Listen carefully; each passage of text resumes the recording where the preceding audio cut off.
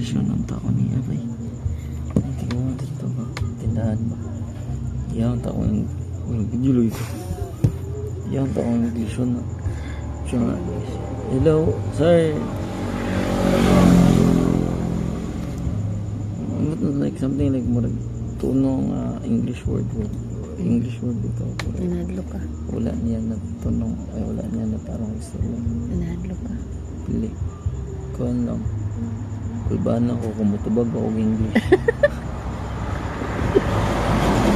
Kasi ma-disappoint siya mga Bisaya. Bitaw ko.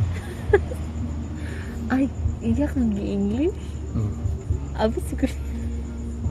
Ni-accent bagay siya na. Abi siguro niya kuha na sa Indiano ka or something. Gano.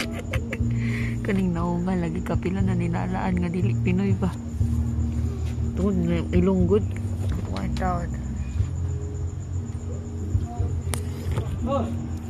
Ito ang sagihan sa imo? Ang sagihan sa imo? Hello, sir. Ni-accent pa niya. Mas napasaya ako. Mas napasaya ako since ako ang nagabiglo ko. Magsikwati raw ng tabi.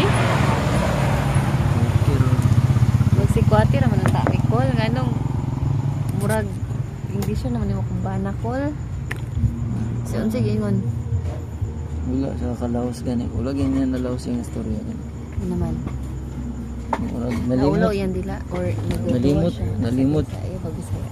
Nalimot siya sa ang English siguro. Nalimot siguro siya. Ubog-ubog man.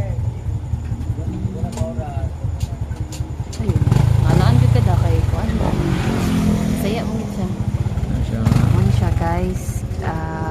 Sa among 8 ka tuig nga panag-uban, kapila gini siya nalaan nga dili Pinoy. Labi na tong una na kong ipaila-ila, abi nilag kapit sa patalim nako. Mikos Di bro, Indiano.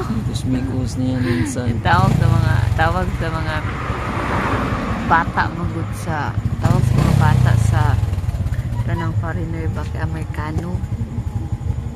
Ito sa mua. Pila na siya. Ilong naman ang kuan na ni. Ilong naman ang kuan.